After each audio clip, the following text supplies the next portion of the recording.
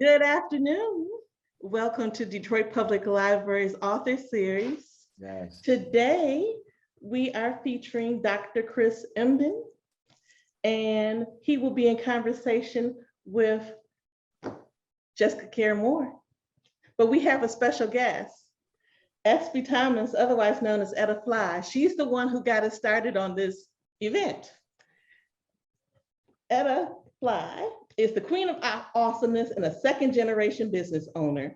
Sweet Potato Sensation is the sweet potatoes lover heaven on earth and has been in business for 26 years with her family. So you don't just think that she's way younger than that.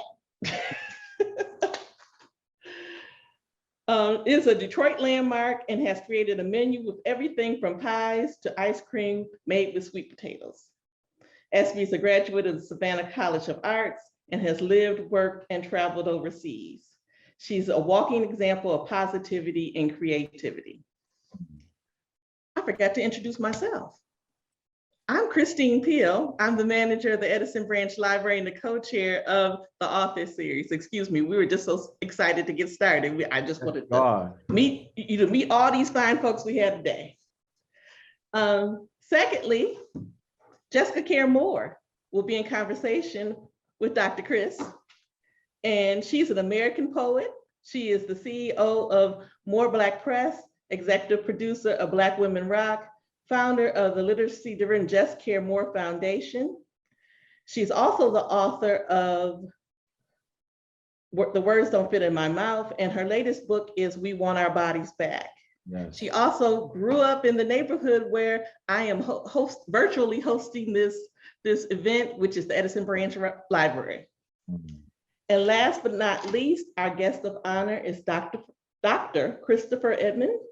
He is an associate professor in the Department of Mathematics, Science, and Technology at Teachers College, Columbia University, where he also serves as the Director of Science Education Program and the Associate Director of the Institute of Urban and Minority Education. Dr. Emdin holds a PhD in urban education with a concentration in mathematics, science, and technology. He is the author of the award-winning book, Urban Science Education for the Hip Hop Generation, and the New York Times bestseller, For White Folks Who Teach in the Hood, and the rest of y'all too. The book that we are discussing today is his brand new book, Ratchetdemic, Reimagining Academic Success. And we're gonna, and Essie's gonna tell us how we got here today. Yes, ma'am. So what up, though, in the building? Have to give a traditional Detroit what up, though, to everybody that's listening and watching today. Such a privilege to have the opportunity to do this work this way. I'm used to doing it at the library, but I love to be able to come and do this kind of work. I did not know until right now that my post is what made this whole thing happen. So that's pretty dope. I love how, so here's the thing. We all know social media will lead us on a rabbit hole. We'll click on one thing, we go somewhere else, on somebody else's page, you're over here, now you on a website, you don't know how we got here. And so I was scrolling through Facebook not too long ago, and my friend Wisdom posted this book with this compelling art cover. This name, Ratchetdemic, caught my attention, and now I'm clicking away. And I'm going to Chris's page, I'm over here. I end up on Amazon. And I'm like, what is this? Ratchet is a word we all love to use in demic. So I'm trying to put these things together in my own mind to understand what it is. And I came to Amazon and it said, to be Ratchetdemic is to have no role in starving part of the self in pursuit of academic knowledge. Whoa. Whoa. And so I had to sit with that thing for a minute. And I went right to Facebook where this whole thing started, and I wrote this post. Literally just copped the book by the brother, Dr. Chris Emdin, because the cover art caught my artistic attention. So I had to check it out further. Thanks, Wisdom. As I dig deeper into what it's actually about, it makes me reflect on the dope, revolutionary, badass youth advocates, parents, workers that show up for their children in a necessary way and give them space to do the same. Thank you to the people that do that. Keisha, Wanda, Marissa, Jessica, Patrice, Clarissa, Von Sil, Ebony, Mr. Dunlap. Thank you for being radical in many ways, in your amazing ways that allow our Black children and some grown Black children to tap into our true, authentic selves. Yes. So I just wanted to say that this is a monumental body of work, Chris. It's a reminder that we all come into the space with skills, with talents that should be acknowledged and should be valued. Yeah. It triggered thoughts for me because this is how I live. It really gave me words and gave a phrase and coined something that makes you feel proud to show up the way you are. When you don't fit into the boxes that people want you to check and you feel like you're not worthy enough or you're not grateful enough, or you should be what somebody else wants you to be based upon what somebody else said, this construct that we put together that doesn't fit for everybody's child. And when the book comes in the mail, and then my good friend Jessica wrote the foreword, and I know very personally how she's dealt with the struggle of trying to educate King in a creative way to deal with him and his amazingness and how it doesn't fit into a particular box. It just, the audacity to take what we've all been thinking and to give it power and to know that we're not crazy for thinking the way that we think. When you spoke about the imposter syndrome, I was like, "Whoa, Jesus, I need to read this thing again." So I'm excited to even know that the post I made was that could make this thing come together. I did not know that. And it's a blessing that know that social media does good, amazing work. It connects amazing people together, virtually and in person. And thank you for just having the audacity to give this thing a thing, call a thing, and not be afraid to use your platform and your voice to give us breath and to know that we are enough. And to just all the little babies and Black, brown children that are looking for themselves, and that there's people like us that can show up as our true authentic selves and be a human permission slip to say it's okay to be who you are. So I could go a lot deeper than that or more into that, but I know we have a short amount of time. So I just wanted to say that it's an honor and a privilege to meet you this way. Hopefully at some point I get to meet you in another way. So continue the work that you're doing and don't stop, because we see you and we need you. Yes. Okay? Come on, Anna. You better give all that Detroit love to Dr. I'm excited. We Look. gotta pour into each other. So I know it's gonna be a great conversation, and thank you for just reimagining academic success so that we all can win, because it's not the same way for everybody. I love you. Yeah, yo, can I say, over the last year, I've been working hard at receiving. So for a very long time, I had been trained to, when I receive love, to say, "Oh no," and put my head down and be embarrassed by it in some way. Yeah. And the construct that makes me respond that way is the construct I'm responding to in this book. Exactly. So what I'm saying to you right now is that I accept that love, sis. Yeah. I bathe in it, I swim in it, I accept it, I own it, and I reflect it back to you, and may it be generated between us and all who are on this platform listening. So thank you. And I'm gonna say this right now before we even get into this talk. There's like 30 people in here. Based on what you already heard, and my good sis, go tell your peoples to hop on. Because it's about, I'm gonna tell you right now, it's about to go down. If you don't share, it's selfish. So I'm gonna just put that out there. And we're gonna share it later. It'll be a lot more. Yes. Yeah. But we need to. And then the next thing I want to say is, I love me some Jessica Care Moore. Oh, Chris, no. No, it's important to say. It's important to say. When I met her, this book was not a thing. The title wasn't a thing. But it was through our initial conversation that things started really awakening on my soul and my spirit. There are words and thoughts and ideas I always have, but we talked about King. I remember vividly, we talked about our babies, these indigo children. And at another time, we could talk more deeply about that, but they are our babies who have a level of brilliance and genius that is, it's so complex, so layered, so high above what schools can capture that schools don't know what to do with it. And it's in that initial conversation that the formulation of these ideas came to be. And when I asked her to write this forward for me, I didn't know what I was going to get, but I got a vulnerable Jessica, and honest, and you already know what she does with words, but it just so captured the essence of what I wanted the audience to be able to receive from it. And so I am just always humbled to be in her presence, but humbled to be in conversation with you, sis. Oh no, okay. So of course I'm gonna accept it because I'm like you, not good at accepting. I take it. I was honored to be asked. I was overwhelmed, by your.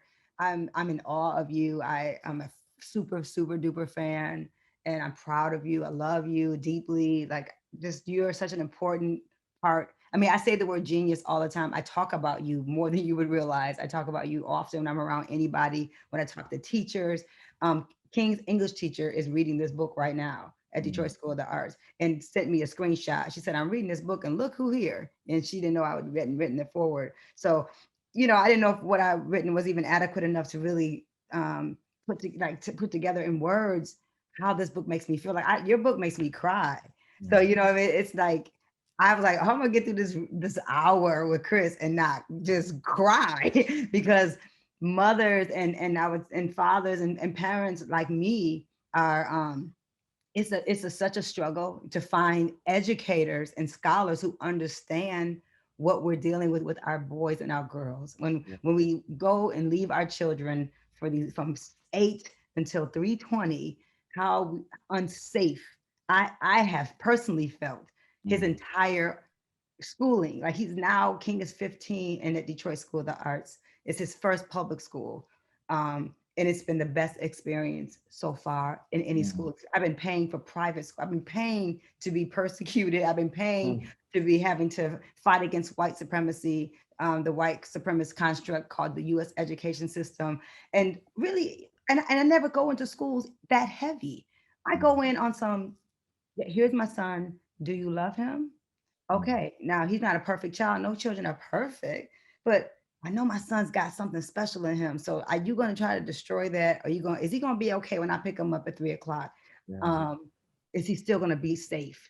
And I watched my son I'm the queen of pull him out. He has been to so many schools in Detroit, all private, and I had pulled him out. I had tried the homeschool. I will take him with me on the road before I will allow you to destroy my son that I've worked so hard at building up. And that's when he would ask me these questions like, Mommy, is this a jail or a school? I can't turn my head to the right or to the left. That This part is right there. this is sixth grade. You know what I mean? This is like seventh grade. This is like 10, 11. This is young. I don't understand why do we have to sit in these desks? So that's why me, like I don't do deck. Even when I do go and do residencies and workshops, I never have people staring at me with desks. I always make a circle. We always make a cipher, right? And so it's important for you because people with your level of intelligence and ability to teach, right? I do residency work. I teach, but people like you would intimidate me. I've been on panels where I feel like I'm Tupac of the panel. When I did that first gig with you with Dr. Kirkland at Michigan State University, I knew exactly who you were, but it's intimidating. I'm like, it's doctor, you know what I mean? Like, okay, this person has spent a lot of time like trying to figure this thing out. But the way that you approach education, the way you approach classroom, and you make all of us feel welcome. So I don't feel less than. I feel like, wait, I'm also a scholar. I'm also an educator. And it took me a while to sit in that and know, despite all the teaching I've done in jails, in schools, university level, residencies at major colleges, it took me to hear someone like you be able to say, no, Jessica, you're one of us. You know what I mean? And your life and your experience is something that's worthy of being deconstructed and talked about in the same conversation that, or even to sit on the same panel or be booked on the same gig with you was really extraordinary for me. Because I remember being like, oh, pedagogy, like even that word is such a big word for me. And I was like, well, I am pedagogy. Like I'm the walking pedagogy of this thing. And so, and I need like hours with you. I need you to come to Detroit, first of all, so we can make you something to eat. And then SB can like hook up the sweet potato pies and we can really talk. But I've had highlighted notes throughout this book, but I want you to kind of talk to people about authenticity, because that's the thing I struggled with the most with my son, because my son was simply just being himself and simply just being a Black boy with an artist mom who had traveled. So in private school, he actually had things in common with rich white kids when he was at UD Jesuit, right? He had things in common because he's had a single Black mother, but traveled, right? Because I'm an artist. So access to the world. But that was the thing that worked against him. And I'll never forget being asked, like within a few weeks of them not even knowing my child, if I had tested him for ADD. My son, who had opened for Dave Chappelle at the Fillmore twice. I was like, who had performed in Japan. Like, what, I mean, what are y'all, I mean, not Japan, in China. Like, what are y'all talking about? Have I tested him? And so it's a question of what kind of mother I am already. And oh, I'm sure you're one of those moms. He said those words, man. You're one of those moms that probably doesn't do that. You're one of them friends' moms, because King went to the Quaker school. I said, yeah, I'm one of them moms. I don't test my son for things unless I think there's a need. And him being, I said, my son is just alive, sir. Yo, you said so much. Like, I just want to sit, like, there's so much wisdom in what you've said, but also so many themes in what you've said that are in the book. Like, I don't even know where to start. I'll start with the last thing that really struck me, which was like this idea of like him not being able to be seen as successful as a function of him not fitting into their expectation of him. Yes. Like it wasn't a reflection of his intelligence, of his brilliance, of his behavior, none of that. It was just, I have projected into this Black child what my expectations are of who he should be. And if he does not fit the mold of what my negative imagination is of who he should be, then something's wrong, right? So Black children are oftentimes only seen as valuable to the extent that they are subservient, to the extent that they are docile, right, and that they are so quiet in the face of everything other than them. And it's like, yo, hold up. That's not a reflection of his inability. That's a reflection of your inability to be able to capture his brilliance. Come on now. Like, and I try to make that clear in the book. Like, we got to change our mindset. Like, we've been so caught up and conditioned to believe in our less thanness that we question ourselves. And fam, that was your experience when you talked about that panel. I'm looking at you like, that is like, I'm from the Bronx. We say the Bronx. I'm like, that is the Jessica Care Moore. I've seen you on stage. I've seen you as a holder of crowds in the palm of your hand. And the way that you bend words and bend words and words and syllables. And the reason why I celebrate those things and the reason why you matter to me that much is because you're a teacher. Like, what you do on stage is what I train teachers to be able to do. And so could you imagine when someone is such an expert in the ability to be able to hold on to an audience, to connect to them, to read their eyes, to know where to go, to make them flow, which is what you want teachers to be able to do, to be conditioned to believe that they ain't a teacher. Like, that's mind-boggling to me. Wow. And it's not a critique of you. Yes. It's a critique of a world. Yes. Yeah. That forces genius to question itself in the face of mediocrity, right? Because we were having this conversation in a school of education that has proven to be unsuccessful in training teachers to be successful for Black and brown children. So essentially, you've got genius facing mediocrity, questioning itself as mediocrity judges it. Yes, come on. And I think what I want Ratchetdemic to be able to do for the world, and why Ratchetdemic becomes a thing, is because when the benchmark for genius is ourselves, come on, the framework through which we view ourselves and our babies shifts. Because all of a sudden it's like, hold up. I'm the excellent one. That's right. Hold up. Academic is a social construct. Right. Ain't no such thing as really academic. Academic is not a thing that you name, it's a thing that you are. It's a thing that you embody. Right. So if you're naming it as a thing, you probably ain't academic yourself. Right. Then also understanding that to be academic within a particular discipline is simply spending enough time with something. Anybody who spends enough time with anything becomes fluent in it. If I spend enough time in France, I can speak French. If I spend enough time in the D, I might develop that beautiful and magical linguistic tradition of Detroit. Like, I can't say leftover with the same emphasis, but if I was kicking it with a child, I would learn it. And what I want educators to understand and parents to understand is your child is a scientist if they spend time with science, because they're genius already. They're a mathematician if they spend time with math. It's just about the fluency that gets developed over time, right? And so once you start viewing academic content in that way, you start realizing like, yo, ain't nothing they do I can't do. That's right.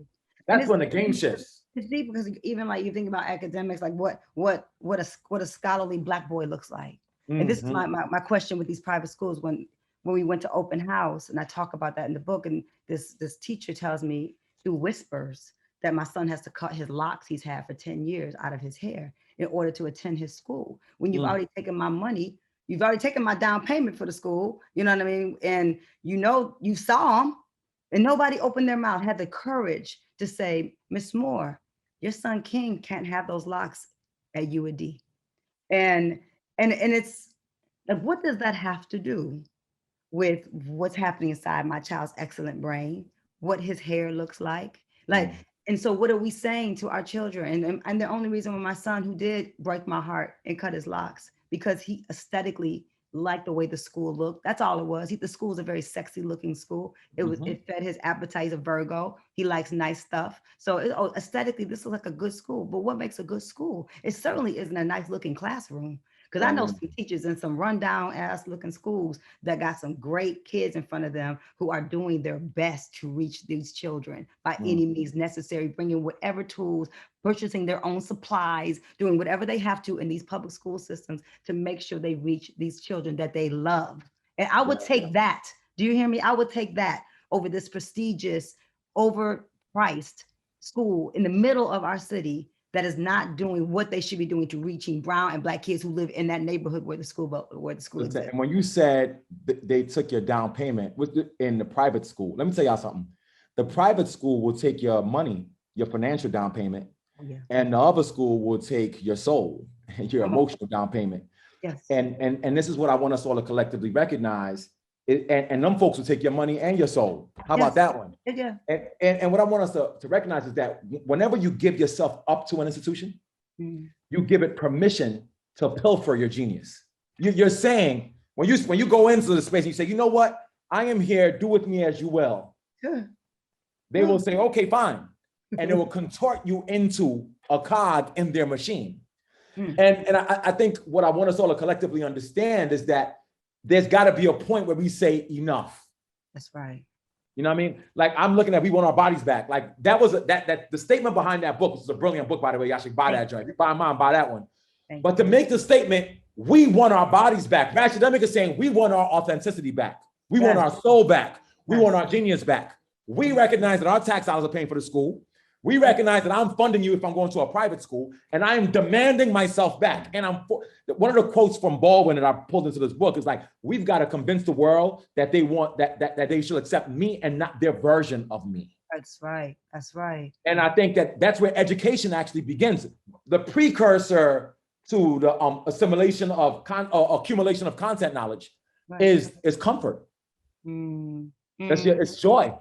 Right. It's your soul being present. Like, I can't learn anything unless those fundamental things are built first. And if those things are eradicated, you're constructing things on top of a basement that's broken. It'll all fall to pieces.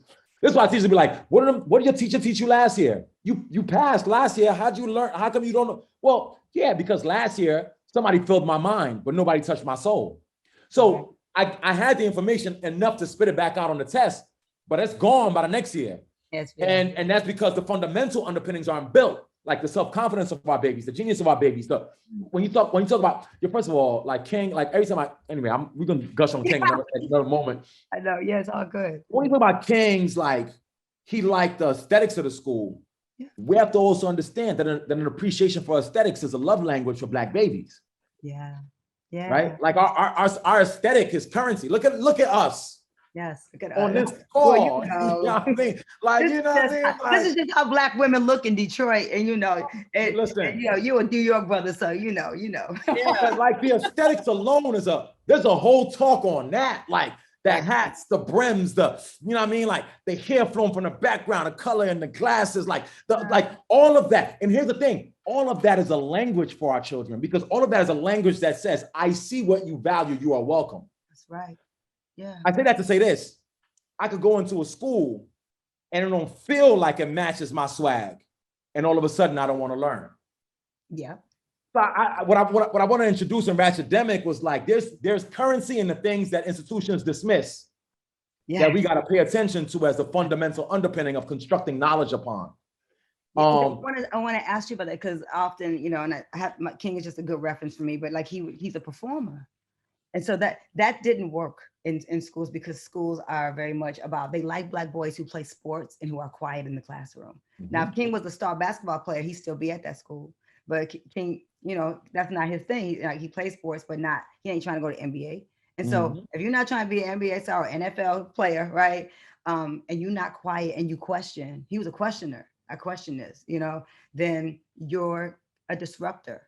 And I know you speak about being a disruptor in your book, like what children are tagged as. Black boys are disruptors as soon as they're born. First of all, like out the womb, you're a problem. And so, but what I wonder is like moms who aren't like me. I often think about moms because King got me. And so King is going to be fine because I will literally, you know, I have the privilege of a full-time artist life that I can pull them. Like I can pull them. Virtual wasn't hard for us. We got on each other's nerves, but I can have King in my crib and he goes on the computer. What about the moms who don't have the free will, or single moms in particular, like me, who raise their boys alone, who, when you walk in schools like that, not only do you have a Black boy, now they think they can talk to you in a different kind of way because they don't see a father present. And that's something I wonder about with moms who are not like me, who aren't as free, who I've been pushing back against the system my entire career. It's what I do. So pushing back against a racist, you know, ridiculous handbook that says boys can't have cornrows and dreadlocks. That's what I do. Do you know why I didn't fight against my son not having to cut his locks? Is because my son begged me not to. He's like, Mom, please don't. I just want to go to school. I just want to go. He wanted to go to the school. I didn't care about that school. His dad didn't go to the school. My brothers didn't go to that school. We had because a lot of brothers send their kids to that school because they went to that school in Detroit. It's a very prestigious school for some Black boys to come out of. And that's fine. It's a good school for a certain kind of kid though. And so I really want to figure that out. Like, what is the general, like, what has been your experience? Because you work with public versus private. Like, what do we need to do as a community to fix this thing where certain kinds of kids don't fit into the school setting? You know, but the thing for me is the larger question, fam, which is like, is it? And I like, you know, you said it, like, it's a good school for some of our babies. And the question I would ask is it? And this is no shade to an institution, but it's for us all to collectively sit with, right? I think it doesn't make them whole people. It doesn't. You got that's the whole Oreo chapter. We've got a whole populace amongst our population whose entire identity is based on deferring to whiteness. And they might graduate with some financial stability or some positionality and some you know, whatever, some job or whatever. But you ever meet somebody who got bread and you like, damn, you so broke? Like they're financially stable. Yeah, that I would never date them. I wouldn't date them. No soul, no sauce, no presence. Like your entire life, you're gonna grow up like this. And so you can't walk right. You can't walk right. You can't even, like, you ain't got nothing. And for me, like, that's the question when you ask, like, what do you say to the parent, or what do you say to the single mom or to the father, whoever, who's like, you know, I just want the best for my child. Right. I want to bring it to a larger conversation. Let's not even talk about your child for a second. Let's talk about what is your notion of best. Yes. Like, it's a bigger question. What does Black freedom really look like for you? That's right. You know, what are you tethered to? I like to ask folks this question: are you happy? Well, you know, I have a great job and I could support my family, but are you happy? Well, I know all of them, and they're not. I know those people. They look real happy, but they're not. And they're not. And it's like, we got to ask those questions to our people. Yeah. You know, what does real Black joy look like? Not your bank account. And it's nice to have a nice bank account. What is real down home love, joy, and ability to be able to question and think about and create?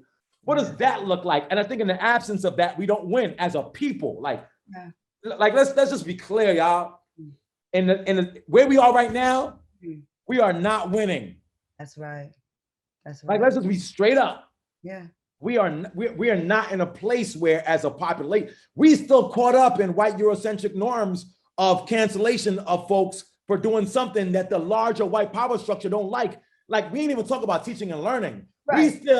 We still on that wave. Yeah.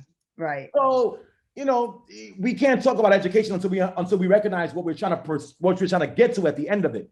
And what we're trying to get to, for me, is radical Black freedom.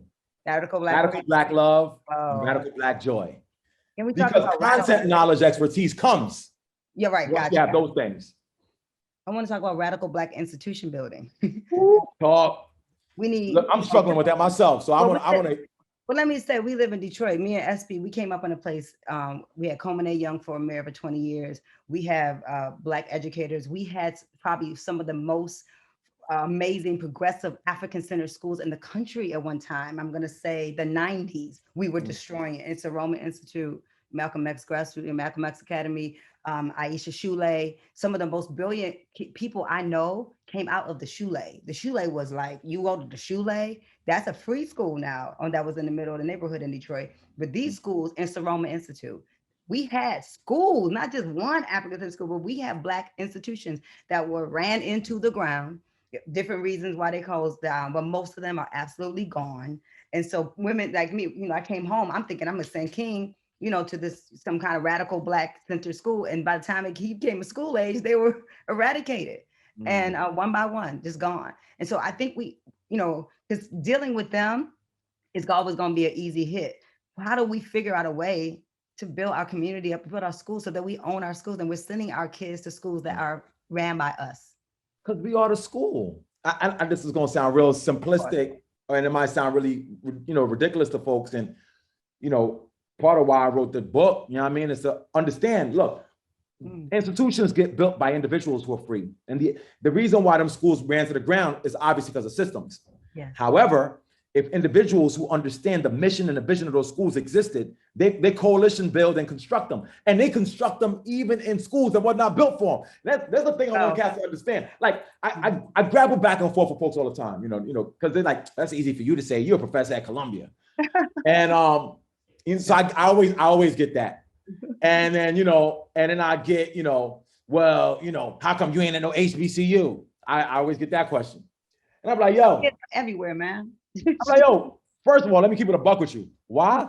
Because them HBCUs is as white supremacists as Columbia half the time. Just to keep it a buck with you.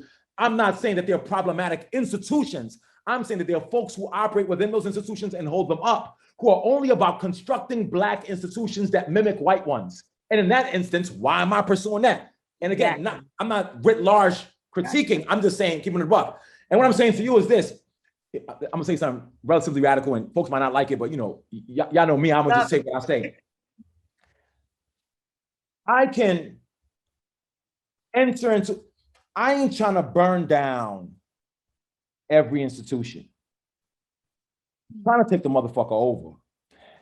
And I think that folks need to understand that that's a pathway as well, because when you burn down institutions that hold power, you burn down the power it holds with the institution, and then you got to start from scratch. Yeah. And we don't have the time, we don't have the convenience to be starting shit over from scratch as a people. Right. What we do need to be able to be intentional about is to recognize that we are the institutions. We are the knowledge holders. Mm-hmm. I am an institution.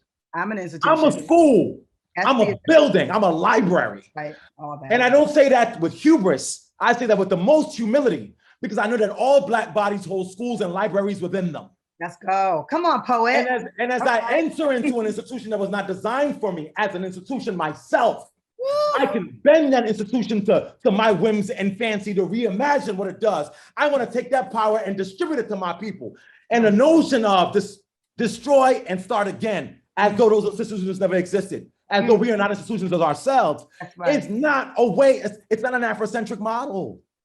But that's the reason why my son is okay, is because King is being raised by an institution named Jess Care Moore. So I understand that. Me as a mother, the mothering, nurturing spirit of me wants to take care of his entire school. Yeah. Like, part of me is like, it's not enough that King's okay. That's individual, that's capitalism, that's bullshit, that's American. The African-centered way is, what about the rest of these babies in this school?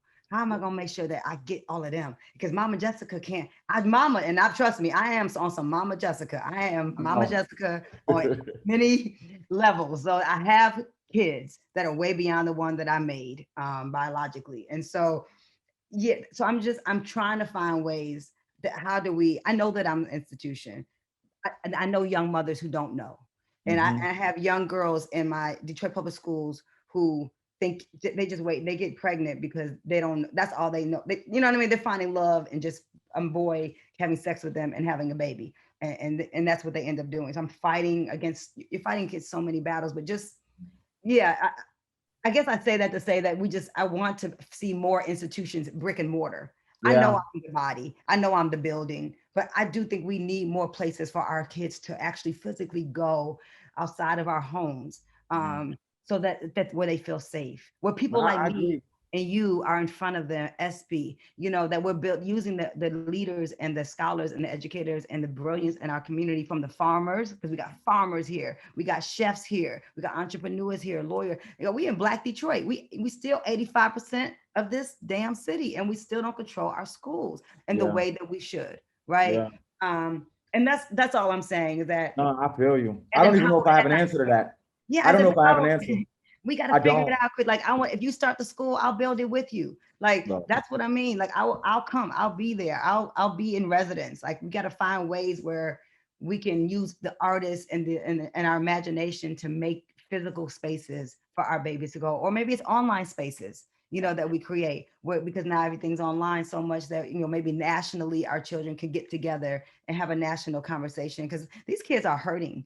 They really are hurting, and they need to see other kids that are free. They see that they're not alone. King is still very different in the school that he's in. He's not like everybody else. And that's in a good kind of way, right? But yeah. You got me thinking, though, fam. Can I say this to you? And this is why I love these kind of conversations, because we don't talk like they talk. We talk like we talk, right? Yeah. I think we might have something here.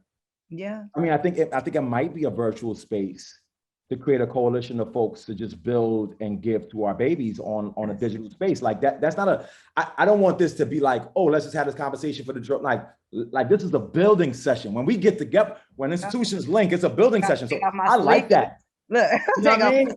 Let's get it. Like, we got a whole hip hop ed team, and perhaps it can look like creating something online that our babies can attend, that can start giving them this information that they need. And I always struggle with the same question you asked, because it's like, our people it's such a multi-layered assault, right? Like, I choose education because education is that's my calling. I know that's what I was called to do, but I also understand that we inherit other shit too, right? So when that young sister you're talking about who's looking for love only in somebody having sex with her is a victim of poverty oftentimes, and of broken homes and broken systems and criminal, like they all intersect to create the phenomenon that is what it is. Right. And I believe that education is the one thing that we can do to help us to get better, because education is just filling the mind and activating the soul. But I think that we could create virtual spaces, and I'm with that. And we could talk more about planning that out. I mean, like, and that sister, I've had a couple, over the years I've been to schools and watched a couple of my girls get pregnant. And so instead of like them disappearing, because they wait for girls to get pregnant and disappear and stop going to school and then get on welfare, they wait for them to drop out. I created something called an empowerment shower. So I got in trouble for it, but I started celebrating the girls and the baby that was coming into the community, and brought other Black women who were amazing. Joanne Watson from the executive board of the NAACP, painters, successful entrepreneurs, sisters who went and got their degree while they were pregnant and kept on going, to show them you can be successful. You should stay your butt right here in this school. We're going to make them find spaces for you to nurse your baby. They should do that for you. You know what I mean? Legally, they should make you feel comfortable staying in school and pursuing your education, even though you become a young mom, right? And so, that's what you're talking about, being inside and tearing down. Like, that's right. It's the only way to do it. And I think it's the only way to do it is to, and people go back and forth with me all the time. I'm like, yo, I ain't got time to go back and forth with you. We disagree, fine. Like, I got too much shit to do, too much important stuff to do in the world, too many babies who need us for me to be fighting with another adult about their theory. Fuck your theory. But excuse me, my apologies to Detroit. Okay, but you know what I mean? So, but my whole joint is like, in the construction of these new institutions, like the one you created, right? That's showing these young sisters that they're alternatives. At the end of the day, also, there are conditions that create somebody making decisions that they make, but also that is at the end of the day still a Black life. Like a child that's born is a Black life to be protected and loved. And this idea of like cancellation of somebody because they made a decision that was a function of their circumstances don't ever make no sense to me. Yeah. And so for me, it's like, how do we like embrace all of us? Yeah. And when I say all of us, even in the decisions that we make that don't make other parts of us comfortable. Mhm. You know what I'm saying? Like, that's why I write about the Deceps, like, and the gang in Brooklyn at the time. Like, I know Deceps. I love, there's some Deceps that's my favorite people ever. But I also understand the conditions that gave birth to those Deceps. Right. Right. And when I was in those conditions, I also approached them like their genius who've made some missteps. Because your missteps that led you down that path. Yeah. I mean, can we be honest?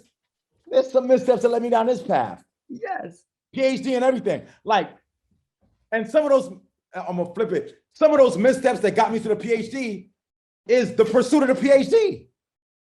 Like, I want us to understand that part. Like, it ain't like everything you do to follow the mold is great. Because let me go somewhere real quick, and I'm gonna lob it back. Okay. I ain't come to where I got to, like my whole entire academic journey. There were moments on this journey to this tenure at Columbia where I got lost. Like, I'm not trying to say I got it right. Like, I've been Ratchetdemic from beginning this. I want to be upfront and say there were moments where I made decisions that were against what my soul said for the sake of acceptance by someone who I knew was my enemy, and went along with it anyway. Wow. And so if I could say that out loud, how dare I critique a brother who made a decision that might have led to some poor decisions? We're all victims of the same system, that even when you go the right route or the wrong route, you're making wrong decisions. That's right. That's right. But to me, to be Ratchetdemic is to believe in the redemption that's inherent in Blackness. Yeah. Which is that none of us is disposable, and all of us have the potential to reach our best selves once we find out. It's like you find your Ratchetdemic, then you construct yourself into who you're supposed to be, not what somebody else wants you to be. And what somebody else wanted you to be might be the dudes on your block. They wanted you to be a drug dealer, or the professor who wanted you to be his lackey. Either way, we victims. And I think the embracing of a Ratchetdemic identity that reimagines academic success allows us to be able to reconstitute what this Black excellence thing looks like.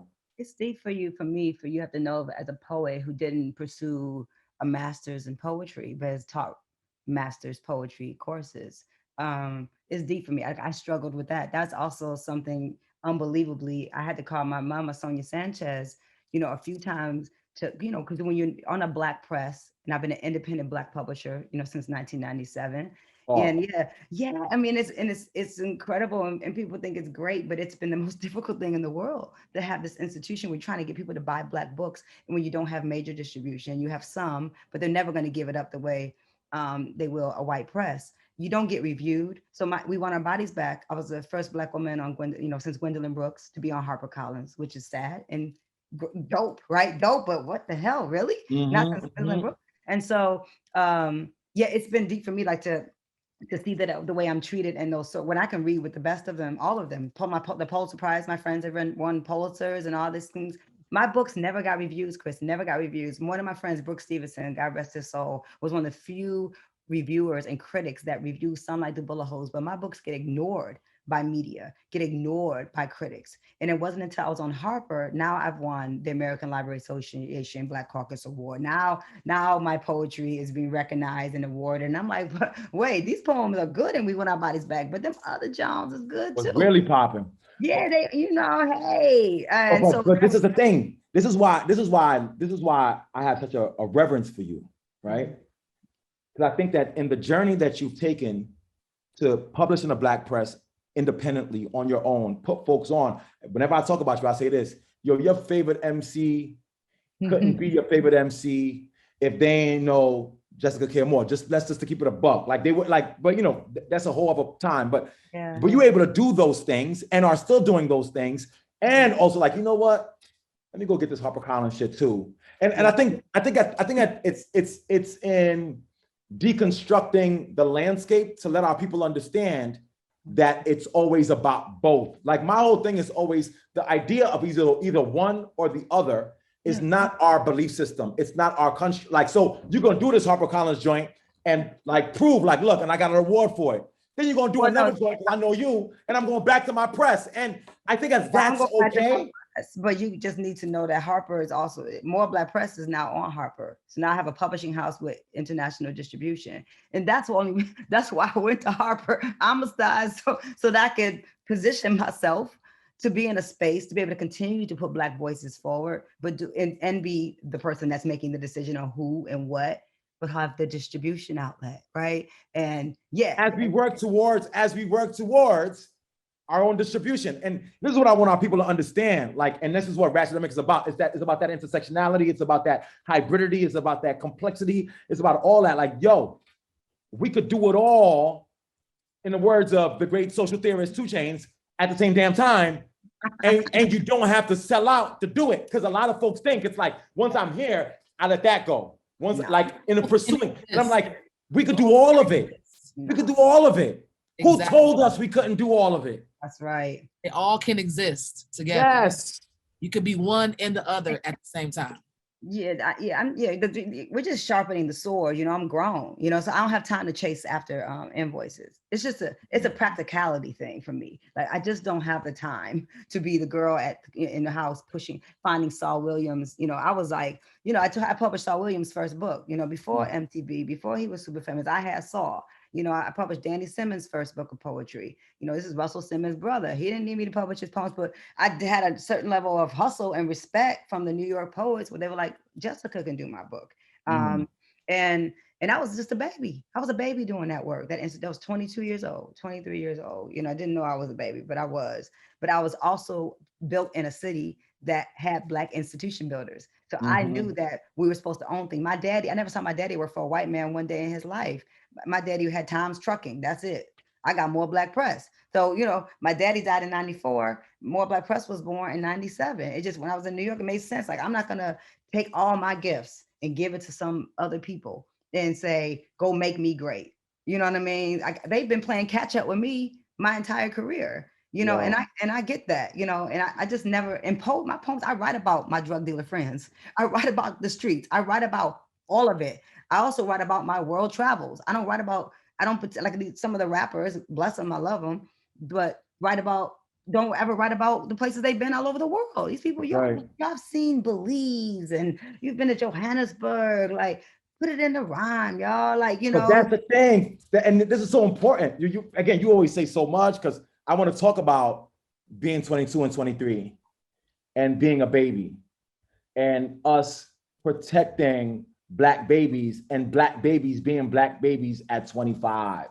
And I want to talk about that. I want to talk about this idea of us, this sort of imaginary, like, age cutoff range that our oppressor has given us, and these poor decisions that we make around our children who still need our love and support. And you kicking somebody out at 18 and they ain't figured out the world yet, and you're replicating oppression because your oppressor said it's time to kick your baby out. Mind you, they got a whole trust fund for theirs. Like, I want to talk about how we've got to reimagine these constructs. So I want to talk about that childhood and protecting Black childhood.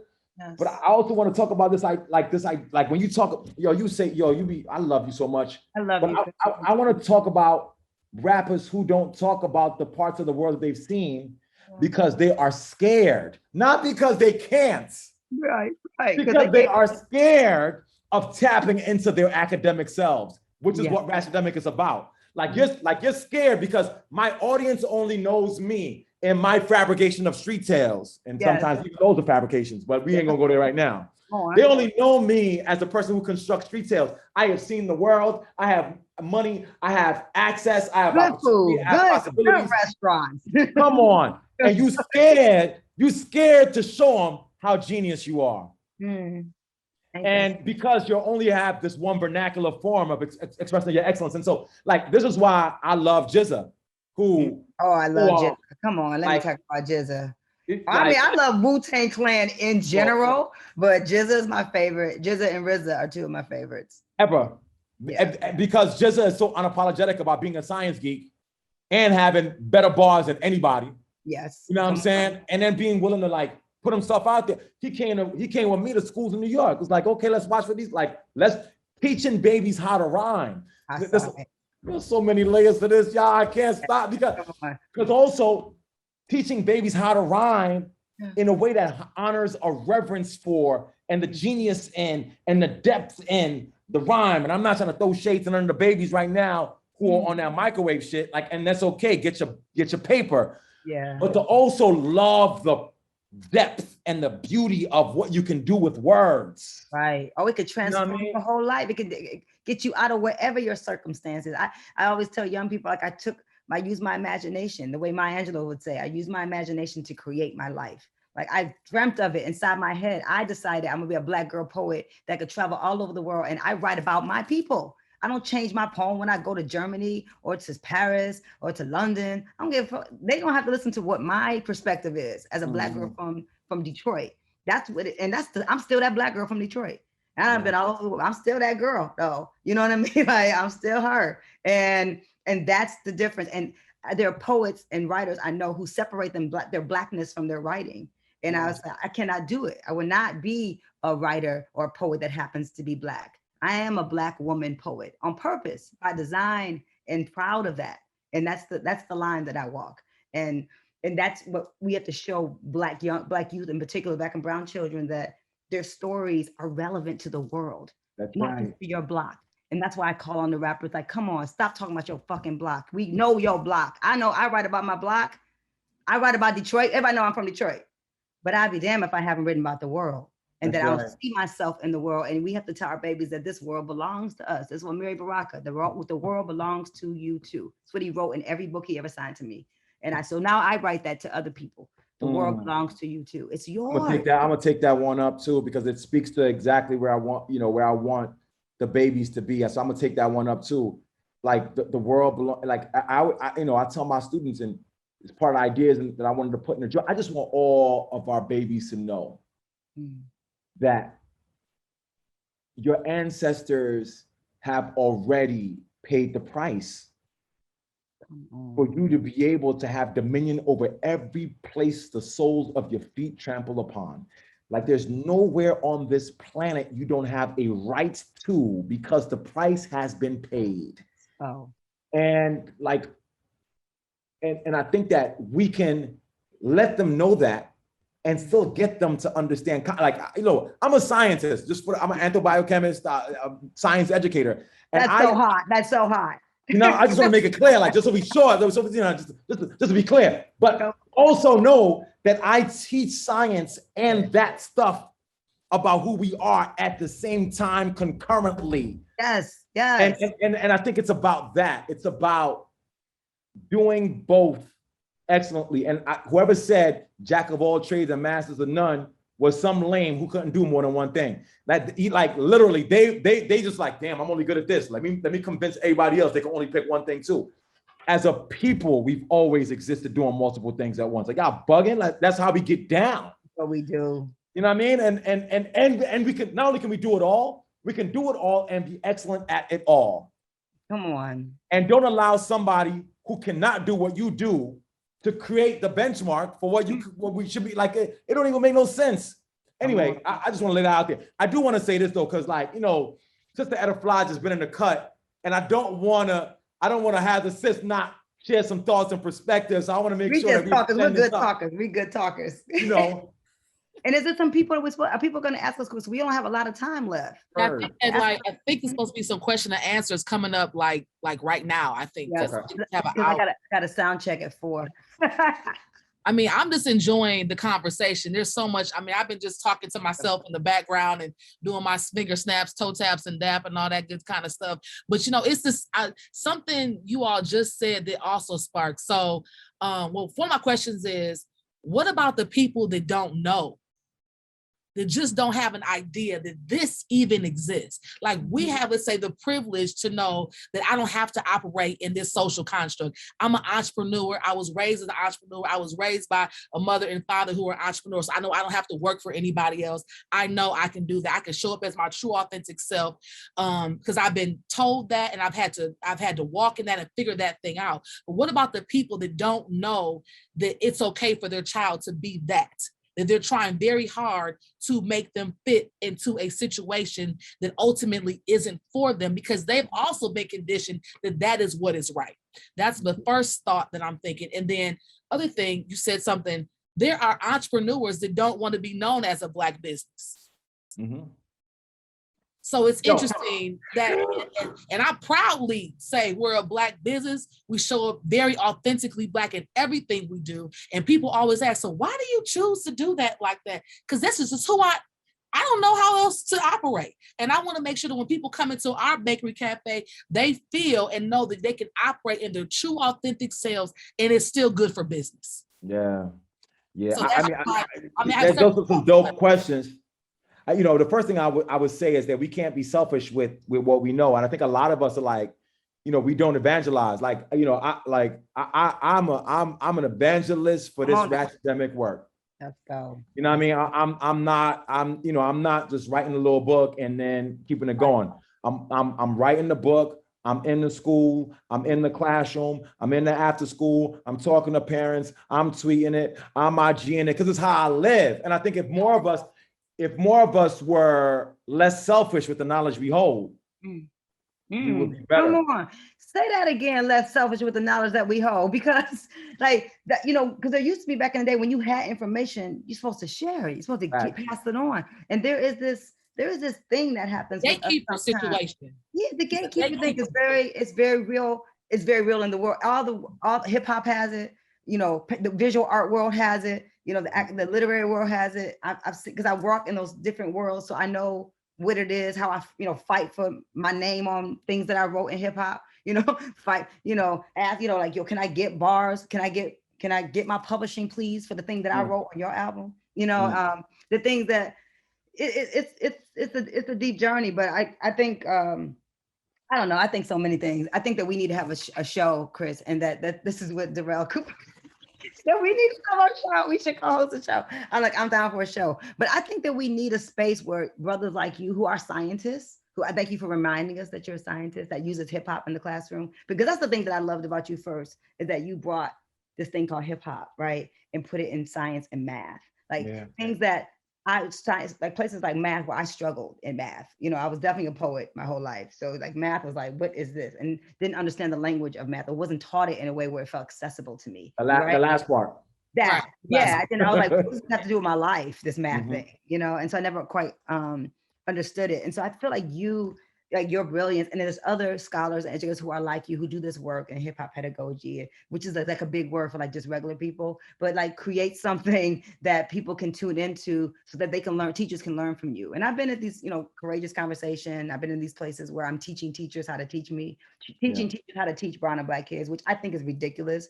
And white teachers, for the most part, saying like the book you wrote, well, for white folks who teach in the hood, like me. And I had to write it. It bugged me out that I had to write it.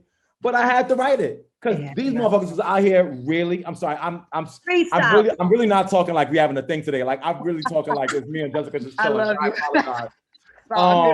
It just feels like home. And by the way, just so we're clear, if I am in certain spaces with children, etc., I am also able to curtail my use of. You know what I mean?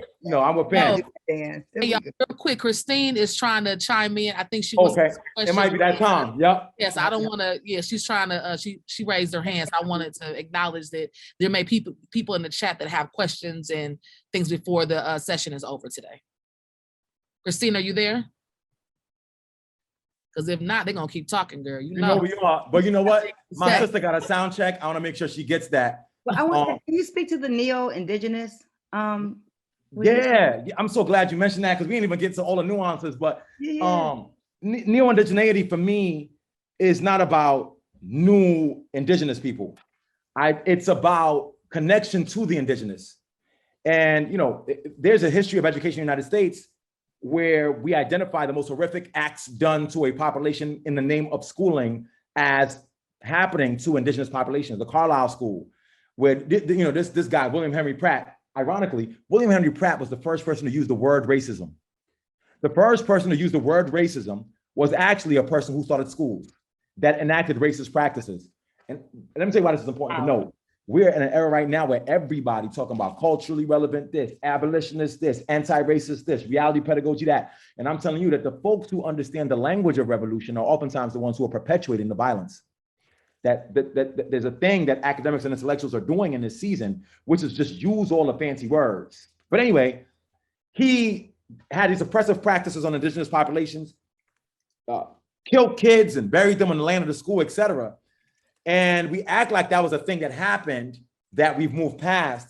And I'm making an argument that young folks in contemporary urban spaces like Detroit, like the Bronx, like Oakland, are going through a similar process as what happened with the indigenous in contemporary schools, which is that they're socially, emotionally, and spiritually bankrupt as a function of what happens in schools, that they're literally, their souls are buried and their genius is buried like they buried Black bodies, that these are populations who have strong ties to their places of origin, their street corners, their hoods, like the indigenous had ties to their lands of origin. And that if we make connections between the experiences of the indigenous historically and Black and brown children in schools, we understand now really clearly a pattern of what schools do to the souls of those that they see as less than. And so it's not about the new indigenous, it's about saying that there's a contemporary formulation of the same kind of practices that the indigenous have experienced in schools now. So if you acknowledge that as violence that we should never go to again, you have got to acknowledge now as violence that we don't replicate.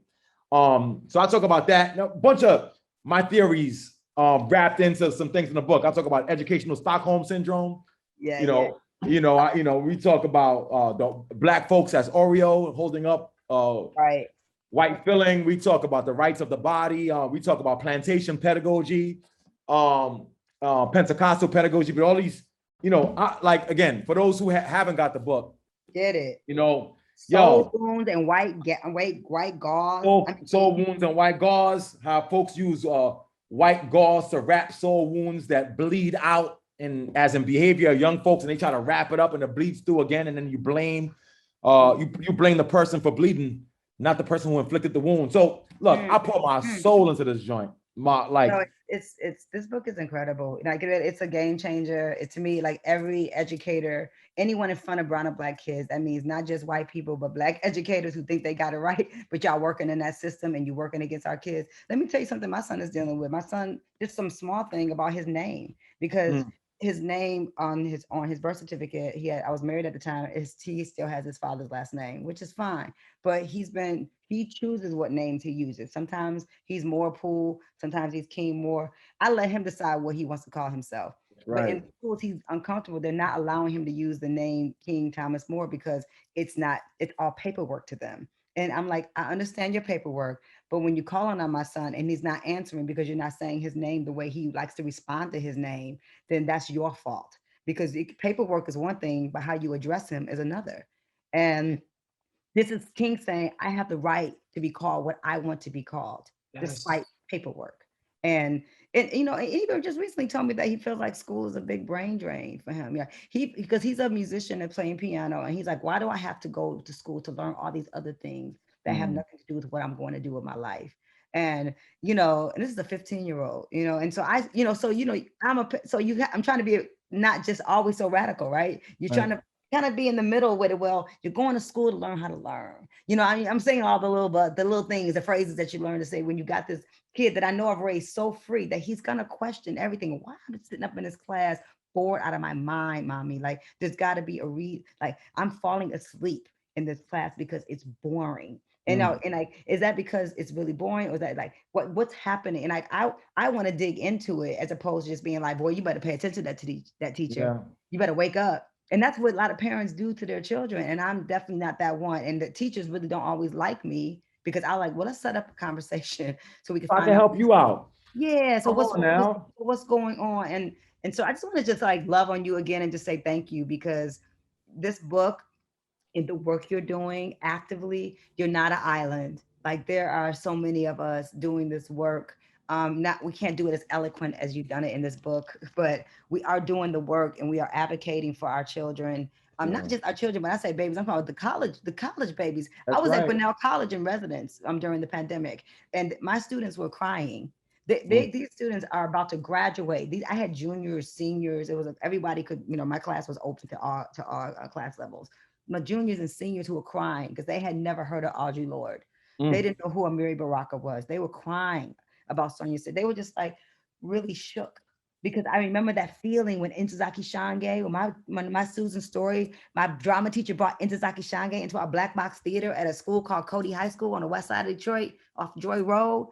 And I saw her, that language that Ntozake was the most gangster shit I ever heard in my life. And I was like, Who is this? Because I was an honor student at Cody, and none of my English teachers told me about Ntozake Shange.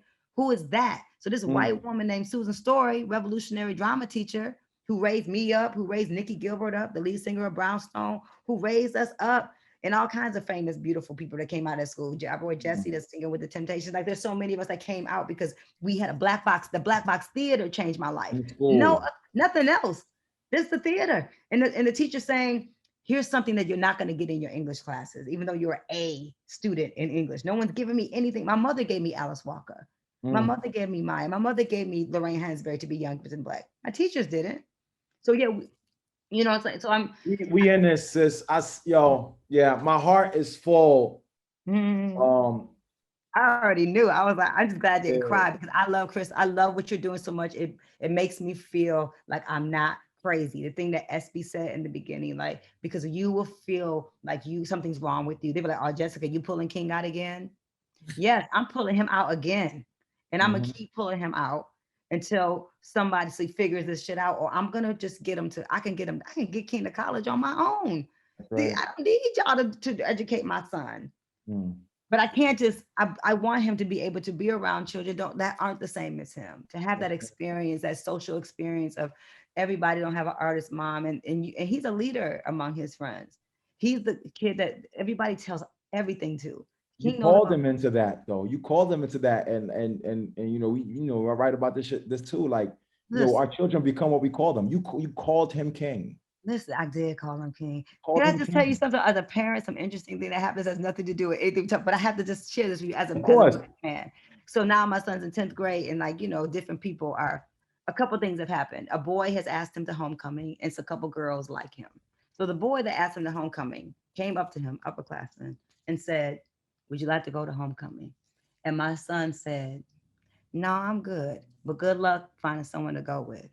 And I can't explain to you like how proud I am that my son didn't try to mock this young man, tear him down. King is very openly heterosexual, likes girls, but he didn't feel uncomfortable just telling the young man no and saying with double care. Good luck. And I was like, okay, you know what I mean? So it makes those moments help me feel like I've done something okay. And the girls, the couple girls are like, you know, they say, oh, I think these girls like me. And I asked him, I said, well, do you think the girl's pretty? And he likes to use the word subjective. Mommy, beauty is subjective. I said, don't talk to me crazy. I said, just tell me if you think the girl pretty. And he said, Mommy, I don't know if she's pretty yet because I don't know her. And I'm just what I'm saying, like, but they have kids like this in Detroit public schools and public schools in New York and all over this country who are critical thinkers and who are whole people. And they don't know how are you going to educate? Like, what you going to do with my baby that thinks like this way in the classroom? Where whatever your prejudgments of what Black boys are just thrown out the freaking window because he's nothing like you've ever seen. He's nothing like you say, how you think, what things you've studied and trying to figure out what Black boys do, how they act, their tones, their rhythm, the shoes they wear. You judging them. What you gonna do with the thin slices of the depth that we all carry? Come on. And my thing is like, let's go behind the thin slices and bring forth that depth and that beauty and that magic that we all hold in our belly. Because here's the thing, y'all. If we do not allow our children's full selves to come to light, we kill it. We kill it. And like, we can't afford that as a people. We can't get free unless our best people are they're the ones who gonna get us there. Yes. We gotta create the conditions to give them the tools that they need to get us where we need to go. You know what I mean? We need you in the high schools, Chris. I mean, I'm glad I know you doing your thing at the university level because you got brilliance. I know those college students need you. But you need a high school. Are you touring this in high schools? Are you going around and talking? No, not yet. But I'm gonna get to it. If I say out loud, I'm gonna get to it because love to have you here at a larger forum where educators can all come and hear you speak. We're gonna make it happen. We're gonna make it happen. These people, we can do anything. Right. So you just let us know when you're available so we can work out the details. That'll fly, just send a Facebook message and boom, I'm doing a whole talk. So I know who I'm talking to. Hello, you talking to the plugs, okay? Be the plugs in the deep for sure. People are most of giving you love in the chat. I just wanted to read what one of the person said, EASLEYS. I just want Dr. Chris to know that I am rooting for him in our Cincinnati Public School District. He is doing a great work, and I'm gonna keep pushing the book to all whom teach and speak with, who she teach speak with. So just to let you know, the chat is going off. People are chiming in and saying things. And also the people. Staff book club is reading your book. Yep. That's exactly. Yes. And then there's people that are not like, myself, who isn't a teacher, but I'm a teacher. I hire young people. So I work with children. You are youth-facing adult. We are all teachers. I love you, but I gotta put this out there. A teacher is not a credential. It is not a credential, nor is it a job position. Those of us who are youth-facing adults, whose work is to put fire in the belly of young folks to make them who we are, we got to embrace that phrase, teacher. So I ain't gonna let you do that one. You a teacher. I'm gonna wave at one of my kids out here. Where is she? Where's Millie? Millie. Come on, sweet potato. Wave at. You know what I mean? I'm here for it. You gotta get in town so we can go see sweet potato. Hey. How you doing? I'm pretty good. How about yourself? I am doing well. You look, y'all with these lids, y'all are too fly out there. I'm telling you. That's it. Too fly. That's just how we roll. But you got to see this space over on the west side. Sweet Potato Sensation is a beautiful space. Etta Fly is an institution. She has Naturally Fly. She got a Naturally Fly hair piece that she does every year to support women who have natural hair. She works with me on Black Women Rock. She's on my production team. We out here killing the game. I gotta get to the D now. It's done and done. Like, it's gotta happen. Oh man, I can't wait. I was out there a couple years back and did a little bit of work. I was at Mumford. Okay. And then I was at I forgot the name of the correctional facility, just building with some brothers out there. But it was too long ago. Because but I'm gonna get back. Are we gonna work on it? That's the best. Christine, are you trying to chime in? I know you've been. Can you hear me? Can you hear me? We can hear you now. Yep. Okay, good. Because my computer, the Zoom is acting up on my computer. So I'm sorry. I had to go on my phone. So okay. I want to thank everyone for attending this event. We're going to have Dr. Chris back live and in person when the world gets back to at least where we can safely meet together. How about that? Indeed. Well said. So again, this is available at Source Sellers, and so is Jessica's book. Yeah, I think she's cutting. I know local businesses. So I think you said the book is available at Source Bookseller. That's Mama Jack over there, Source Bookseller, and something else you said was breaking up, Miss Christine. There too. That Jessica's book is also available there too. Yes, it is. Yes, it is. One of my favorite joints. Chris, I thank you all so much for this. Do you have contact information for people, Chris? Yeah, you know what? I'm gonna drop my all your my stuff. Twitter and my IG are at Chris Emdin. If you have questions, thoughts, opinions, things you agree with, disagree with, you want to build some more, hit me up on Twitter or on IG. The good sister at Jessica Care Moore is at Jessica Care Moore. Her Twitter is Jessica Care Moore, MOOR. Instagram didn't let me have my E. Look, I thought you was making a political statement, and I was like, we got to talk about that too. I'm a Moore. I was with that too. No, I'm a Moore. Yeah, I'm a Moore. We conquered Spain. I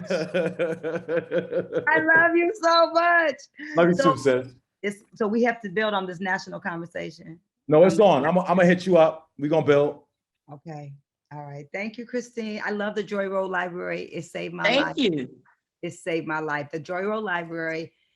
I'm telling you, when they were talking about closing that library, I said I was going to chain myself to the door and I was not going to leave until they left. And there's no way. That Joy Road Library up the street from Cody High School saved my life. So thank you for still being there. That's good to hear. Yeah. So thank you so much.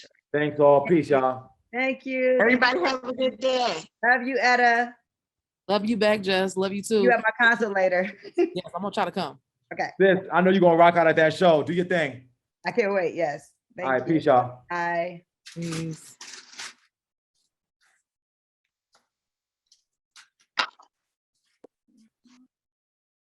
Oh, there it is.